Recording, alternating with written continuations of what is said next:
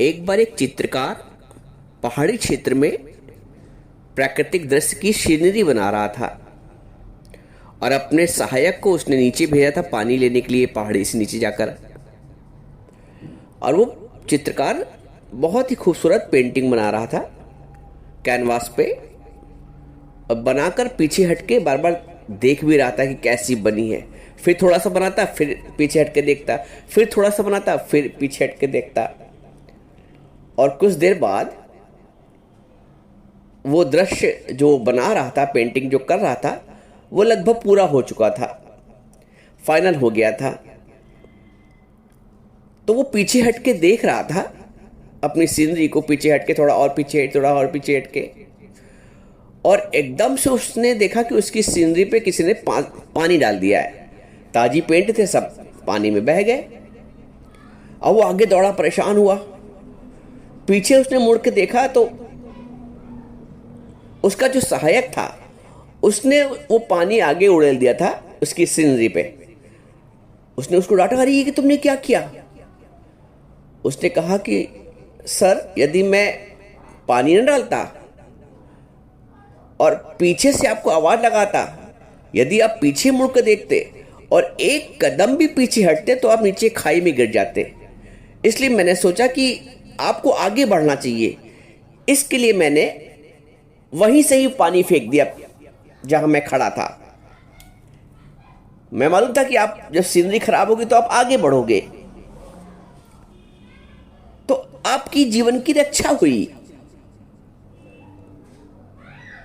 अब ये जो दृष्टांत है हमें ये बताता है कि कभी भी जीवन में जब हमारी इच्छा के विपरीत, हमारी योजना के विपरीत, हमारी प्लानिंग के विपरीत कुछ होता है, घटित हो जाता है, हम जो नहीं चाह रहे हो तो वही हो जाता है, या जो हम चाह रहे होते हैं वो नहीं होता है, वो एकदम से बिगड़ जाता है, उसमें भी प्रभु की करुणा है, उसमें भी प्रभु का स्नेह है, उसमें भी प्रभु हमारी रक्षा करता है। वो तुरंत लगता है कि हमारा सब कुछ बिगड़ गया, हमने क्या सोचा था क्या हो गया, एकदम से दृश्य परिवर्तन हो गया। लेकिन उस दृश्य परिवर्तन में भी प्रभु की करुणा है। वो हमको तुरंत का तुरंत प्रतीत नहीं होता है, अनुभव नहीं होता है, परंतु उसमें भी कोई भलाई है। राजा की उंगली कट गई, उसके मंत्री ने कहा अच्छा हुआ। तुरंत तो बहुत बुरा लगा, लेकिन जब वो आगे शिकार पे गया तो वहां बलि चढ़ाई जा रही थी, नर की बलि दी जा रही थी। अब वहां राजा अकेला, लेकिन जब उसकी बलि देने लगे तो देखा राजा की उंगली कटी हुई है पहले से ही। तो जो पहले से ही खंडित है उसकी बलि नहीं दी जाती है। राजा बच गया। तब राजा को एहसास हुआ कि देखो, मंत्री ने कहा था। तो हर चीज में अच्छाई है। कहने का तात्पर्य है कि जो प्रभु का भक्त है, मैं उनकी बात नहीं कर रहा हूं जिनको विश्वास नहीं है, लेकिन जो विश्वासी है, जो भक्त है प्रभु का, वो हर हाल में प्रभु का धन्यवाद अदा करता है, प्रभु का धन्यवाद में ही रहता है। तेरे फूलों से भी प्यार, तेरे कांटों से भी प्यार, 2 दिन का जीवन शुक्र से गुजार, करो न शिकवे करो न पुकार, 2 दिन का जीवन शुक्र से गुजार। अक्सर जीवन में ऐसा होता है कि तुम्हारी चाहना के विपरीत हो जाता है। तुम चाह कह रहे होते हो और हो कुछ और जाता है, बिल्कुल इसके विपरीत। तो विपरीत से जो प्रीत कर ले वो भक्त है, वो ज्ञानी है, वो पूजा है, जो विपरीत परिस्थितियों में भी परमात्मा की प्रीत को बनाए रखता है। देखो, इस संसार में दुख भी है, सुख भी है, आनंद भी है, शोक भी है। हम खोजते क्या हैं, हम ढूंढते क्या हैं, हमारी दृष्टि कहाँ है? अधिकांशतः ऐसा होता है ज्ञान के अभाव में कि हम जीवन भर दुख ही खोजा करते हैं, दुख ही बनाया करते हैं। सुख बनाने के अवसर आते हैं, उसके पश्चात भी हम दुख बना देते हैं। सकारात्मक अवसर में भी हम नकारात्मक स्थिति पैदा कर देते हैं अपने स्वभाव से, अपने विचारों से, अपने संस्कारों से। ऐसा नहीं है कि संसार में सुख नहीं है। जहां से तुम दुख की अपेक्षा कर रहे हो वहीं से सुख भी मिल सकता है। निर्भर करता है तुम्हारी दृष्टि पे। तुम्हारी दृष्टि कैसे है, तुम्हारे विचार कैसे है, तुम्हारा कौशल कैसा है। दूध फट गया तो दुख भी हो सकते हो दुखी, और चलो इसी बहाने पनीर बनाने को मिल गया, छेना बन गया। तो तुम्हारी कौशल पे, तुम्हारे विचार पे, तुम्हारे हुनर पे, तुम्हारी सोच पे बहुत कुछ निर्भर है।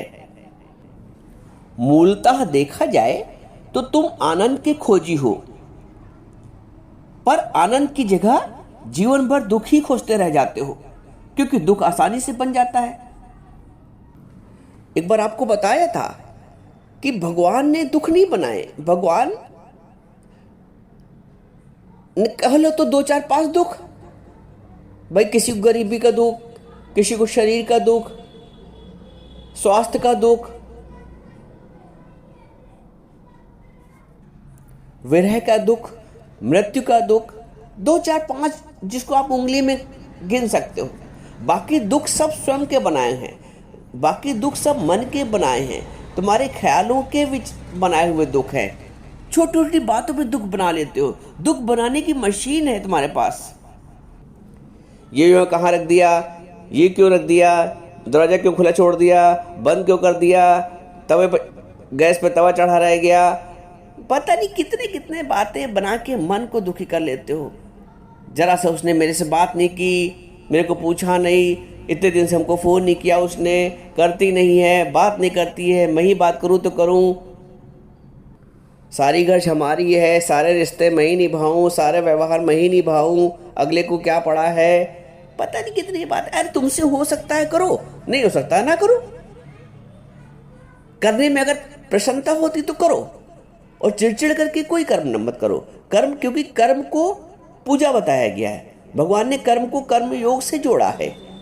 तो कर्म वो जो प्रसन्नता दे, कर्म अप्रसन्नता नहीं देता है, कर्म संतुष्टि देता है, कर्म प्रसन्नता देता है, कर्म आनंद देता है। लेकिन तुम्हारे कर्म कैसे अप्रसन्नता देता तुम्हें कर्म, तुम्हें चिड़चिड़ देता है, तुम्हें खेचल देता है मन की। ऐसा कर्म व्यर्थ है। इस कर्म से कुछ नहीं प्राप्त होता है। इस कर्म से बंधन ही बंधन है, क्योंकि कर्ता बन के कर्म हो रहे हैं। जो ज्ञानी है वो कर्म योग के आधार पर कर्म करता है। प्रत्येक कर्म, वो कपड़े भी धो रहा है तो प्रभु की सेवा हो रही है, वो रोटी भी बेल रहा है तो प्रभु की सेवा हो रही है, वो झाड़ू बुहारू भी लगा रहा है तो प्रभु की सेवा हो रही है, वो किसी को थाली भी परोस को दे रहा है तो प्रभु की सेवा हो रही है। तो उसका प्रत्येक कर्म आनंद देने वाला है। और अज्ञान में प्रत्येक कर्म बोझ बन जाता है, क्योंकि कर्तापन का भाव है। कर्तापन अंदर से नहीं जाता है, और यही कर्तापन जन्म और मरण का भी कारण बनता है। जब लग जाने मैं कुछ करता, तब लग गर्भ जोन में फिरता। जब जाने मुझते कछ होए, तब तक उसकहूँ सुख ना ही होए। ये नानक जी बोलते हैं कि जब लग जाने मैं कुछ करता, तुम्हें जब तक ये भान है जीवन के आरंभ से लेकर अंत तक सुख नहीं मिल सकता है। जब जाने मुझते कछ होए, तब तक उसकहूँ सुख ना ही होए। करन करावन, इसके आगे ये भी बोलते हैं, करन करावन आपे हाथ, मानुष के नहीं कछु हाथ, मानुष यतन करत बहुभात, ताके कर्तव्य वृथा जात। करन करावन, सब प्रभु की सृष्टि में कर्म स्वतः हो रहा है, स्वतः हो रहा है। पृथ्वी चक्कर लगा रही है, दिन और रात हो रहा है, सूर्य आ रहा है, बारिश समय से आती है, धूप समय से आती है, बीज समय से उगाता है, अनाज समय से बन जाता है। सारी प्रकृति समय से ऑटोमेटिक गवर्नमेंट चल रही है भगवान की। दादा भगवान हमारे बोलते हैं ऑटोमेटिक गवर्नमेंट, सब कुछ। लेकिन तुमने आके कर्तापन अपना डाल के तुमने दुख का साम्राज्य बना लिया है सुख का साम्राज्य।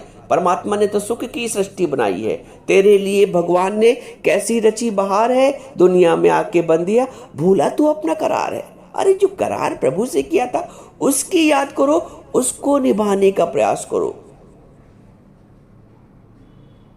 वादा किया था घर में, भूलूंगा तुझको ना प्रभु, फंस के मोह के जाल में, भूला तू अपना करार है। बंदगी कर ले प्रभु की वरना तू पछताएगा, अरमा तो होंगे बहुत जब प्राण तन से जाएगा। बहुत अरमा होंगे संसार के, और वो अरमान कभी पूरे भी नहीं होते, क्योंकि अरमान वैसे जैसे अग्नि में घी डालना। आप अपने जीवन से ले लो, कितने अरमान थे, कितने पूरे हो गए, कितने अभी भी बाकी हैं।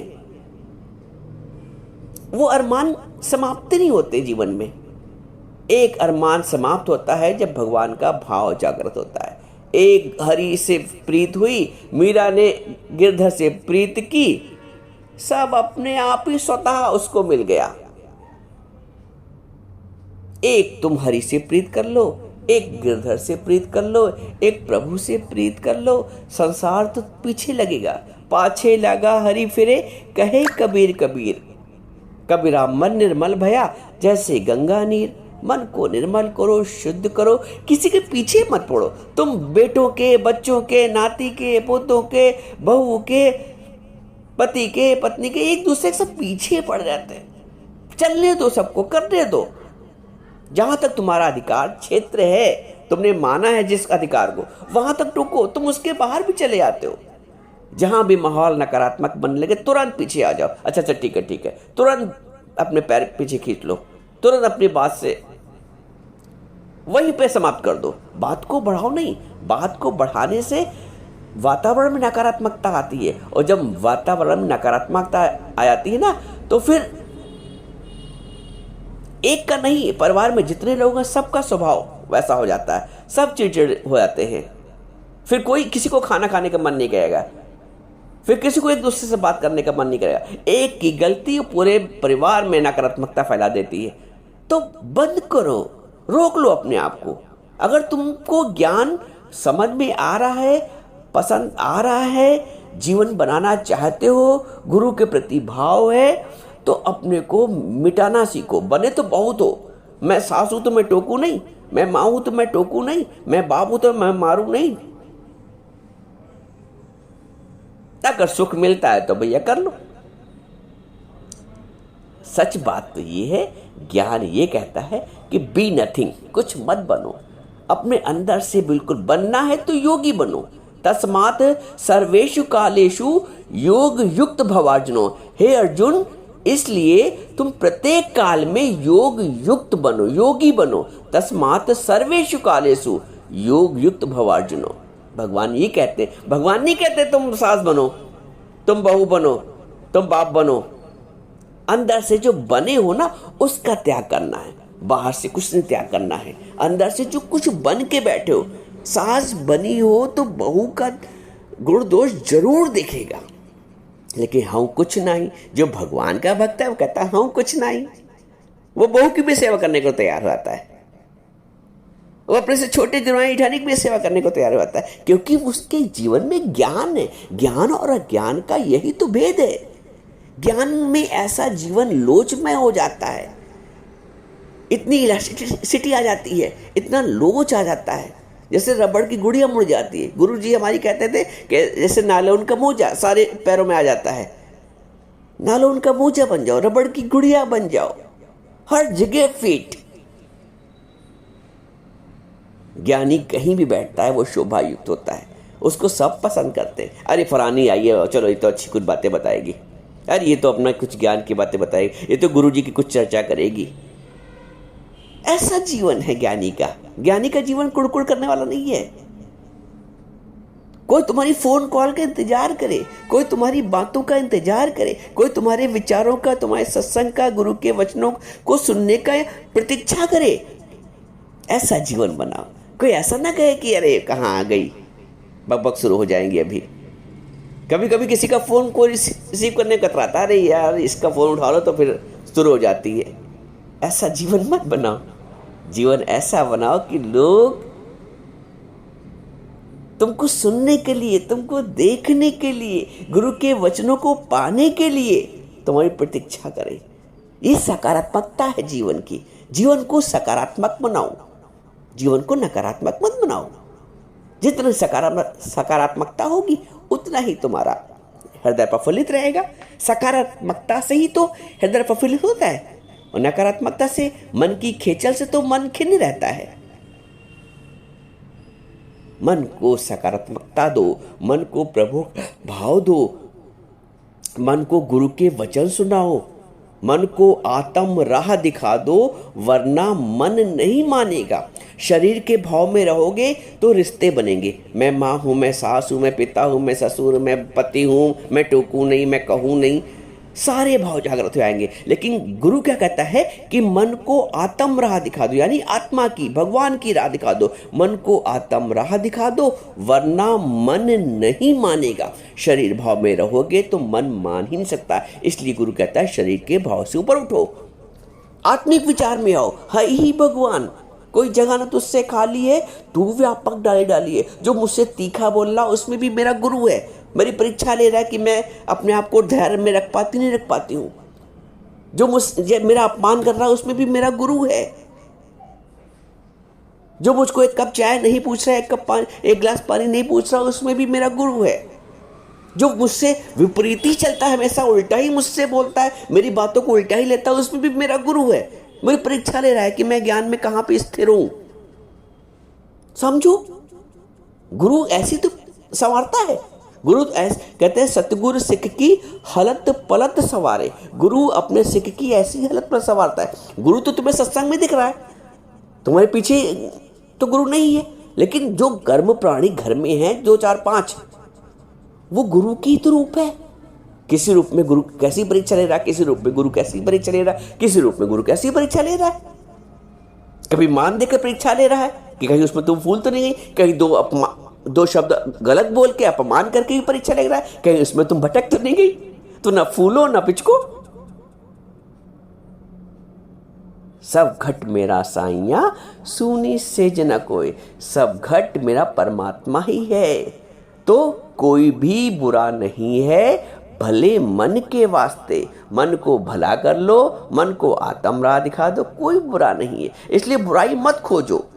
बुराई से भी अच्छाई निकालने का भी तरीका गुरु सिखाता है।